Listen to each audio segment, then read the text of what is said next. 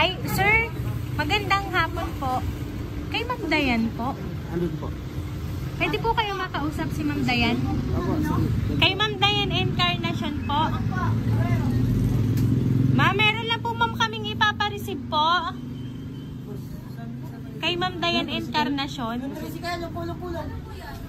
Nandito ma'am sa sasakyan. Pa-receive na lang po ako. Kasi ma'am malaking box po. Tapos pasay na lang po.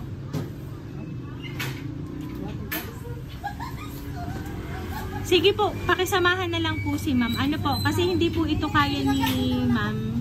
Hindi, bubuhatin ko na lang ma'am. Yes po. Dito, pupunta ko dito. Ay, hindi po kasi pwede. Doon po namin papipirmahin. Doon po.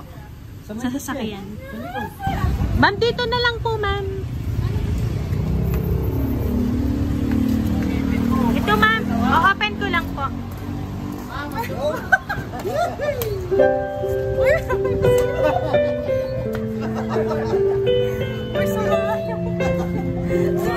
Talaga naman. Ayan. Bakit? Sino may paghanap? Makakaloka naman yan. Ay talaga.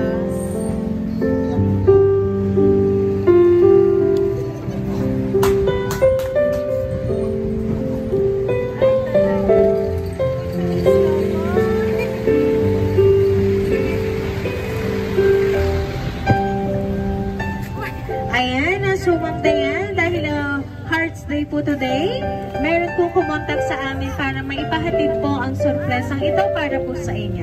Ayan, so Ma'am Dayan, happy Valentine's Day po. Ito po nga balloons and syempre and bouquet of flowers para po sa inyo ma'am.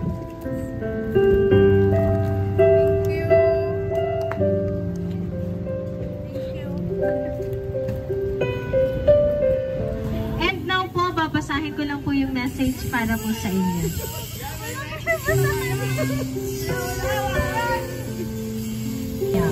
Happy Valentine's asawa ko.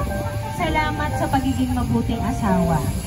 Pasensya ka na kung di ako nakauwi ng anniversary ng kasal natin. Kaya ngayon, babawi ako ngayong Valentine. Sana umabot tayo sa edad ng senior na magkasama pa rin tayo.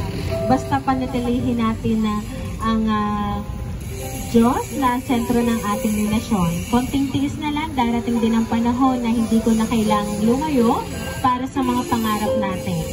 Ingatan mo palagi ang sarili mo at mahal na mahal kita. See you soon, asawa ko. I love you and I miss you. Ayan.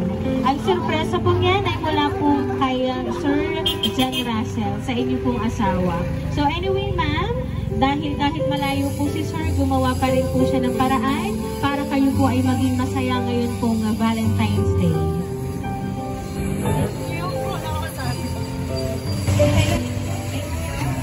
Ayan. So Ma'am Dayan, kami lang po ay magpapakilala. Kami po ang Rain Surprise Delivery all the way from Barangay Calicanto, San Juan, Batangas. At pinapati po namin kayo, Ma'am Dayan, ng happy Valentine's Day po.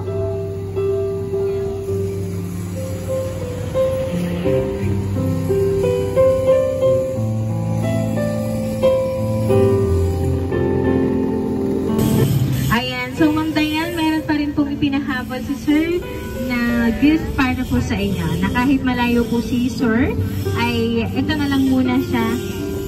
Ayan. Yan po ang teddy bear para po sa inyo.